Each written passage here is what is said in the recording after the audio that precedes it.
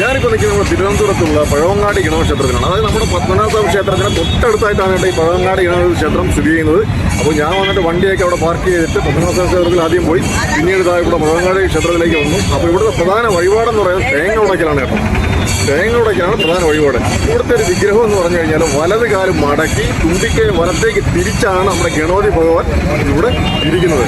അപ്പോൾ ആക്ച്വലി ഈ ഒരു വിഗ്രഹം തിരുവിതാംകൂറിൻ്റെ സൈന്യം അവർക്ക് പുഴയിൽ നിന്ന് കിട്ടിയതാണ് ഈ ഒരു വിഗ്രഹം. ഞാൻ ഈ ഒരു വിഗ്രഹവുമായി തിരുവനന്തപുരത്തേക്ക് വരികയും പിന്നീട് ഈ തിരുവനന്തപുരത്ത് വെച്ച് നമ്മുടെ സൈന്യത്തെ, അതായത് തിരുവിതാംകൂറിൻ്റെ സൈന്യത്തെ ഇന്ത്യൻ ആർമിക്കാർ മദ്രാസ് റെജിമെൻ്റ് ഏറ്റെടുക്കുകയും ആ സമയത്ത് ഈ ഒരു വിഗ്രഹവും കൂടി, ഈ ഒരു ക്ഷേത്രം കൂടി ഈ ഒരു മദ്രാസ് റെജിമെൻ്റ് ഏറ്റെടുക്കുകയാണ് ചെയ്തത്. അപ്പോൾ ഇപ്പോഴും അതുകൊണ്ട് തന്നെ ഇന്ത്യൻ ആർമിയുടെ കീഴിലാണ് ഈ ഒരു ഗണപതി ക്ഷേത്രം സ്ഥിതി ചെയ്യുന്നത്.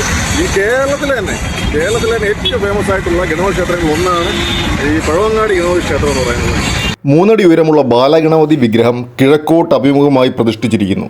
ക്ഷേത്രം 2019 പുതുക്കിപ്പണിഞ്ഞു, അതും കേരളീയ വാസ്തുശില്പ ഭംഗിയോടുകൂടി. 250 വർഷത്തെ പഴക്കം ഈ ക്ഷേത്രത്തിനുണ്ട്.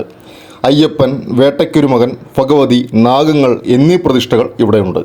രാവിലെ 4:30 മുതൽ 10:30 വരെയും വൈകിട്ട് 5 മണി മുതൽ 8 മണി വരെയുമാണ് ക്ഷേത്രത്തിൻ്റെ ദർശന സമയം എന്ന് പറയുന്നത്.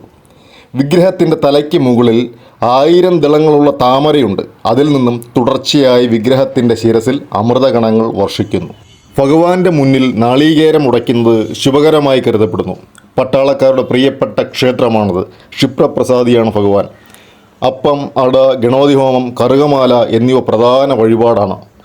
പ്രധാന ആഘോഷം വിനായക ചതുർത്ഥിയാണ്. ചിങ്ങമാസത്തിലെ വെളുത്തപക്ഷ ചതുർത്ഥി ദിവസമാണ് വിനായക ചതുർത്ഥി.